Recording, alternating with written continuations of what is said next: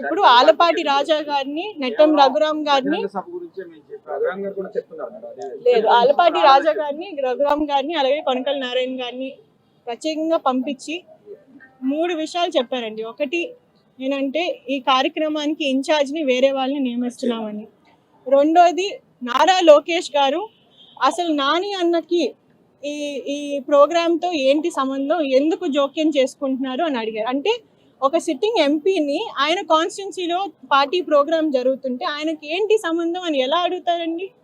అలాగే మూడోది ఈ పొజిషన్ కోసం వేరే వాళ్ళని వెతుకుతున్నారు, అందుకని మీరు కొంచెం సైలెంట్ అవ్వాలి అనేది కూడా జరిగింది. సో ఇవన్నీ కూడా ఏంటంటే అండి, మీకు తెలిసిన ఈ స్ట్రాటజీస్ అన్నీ మీరు ఎప్పటి నుంచో చూస్తున్నారు. సో ఇవన్నీ కూడా మీరు కన్సిడరేషన్లోకి తీసుకోవాలి. నాన్నగారి వ్యక్తిత్వం అంటేనే మీకు తెలిసి, నేను ఆయన్ని డిఫెండ్ చేయక్కర్లేదు. ఆయన నిజాయితీగా నిస్వార్థంగా పనిచేసే నాయకుడు. అటువంటి వాళ్ళని వదులుకోవడం అనేది it's not our mistake, it is somebody else's mistake. కానీ ఇట్స్ ఓకే, మేము ఎవరిని కూడా తప్పు పట్టం.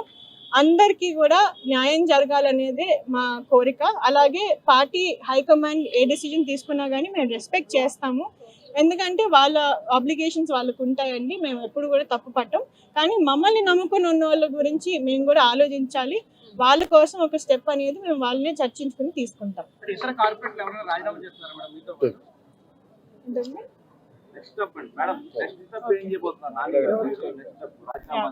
అదే అండి, నెక్స్ట్ కార్యాచరణ ఏంటనేది కేశినేని నాని గారు మా క్యాడర్ అంతటితో కూడా చర్చించి వాళ్ళకి ఏది రైట్ అనిపిస్తే దాన్ని బట్టి నెక్స్ట్ స్టెప్ తీసుకుంటాము.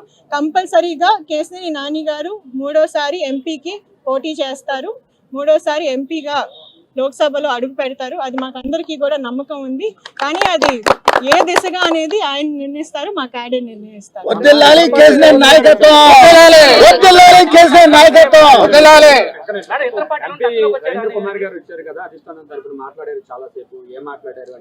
అది ఆయన యాక్చువల్ గా కనకమల్లి రవీంద్ర గారికి మాకు ఎంతో ఆత్మీయ సంబంధం ఉందండి.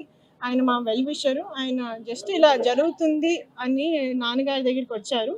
ఏంటి అంటే జస్ట్ ఒక వెల్ విషర్గా ఏం జరుగుతుంది ఏంటి అనేది డిస్కస్ చేసుకోవడానికి వచ్చారే కానీ, ప్లస్ ఏంటంటే ఆయన obviously he's a very respected Rajya Sabha member, he's a very fair person.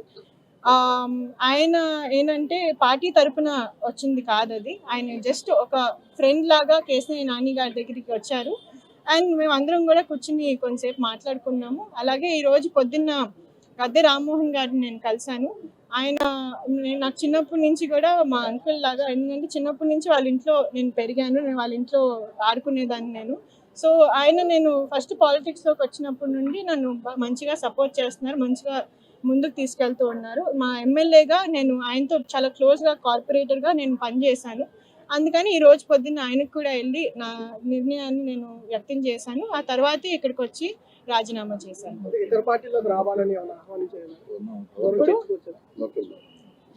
ఒక లాస్ట్ తో చెప్తానండి, కేశినేని నాని గారు అంటే పార్టీలకు అతీతంగా చాలా మంది ప్రేమిస్తారు.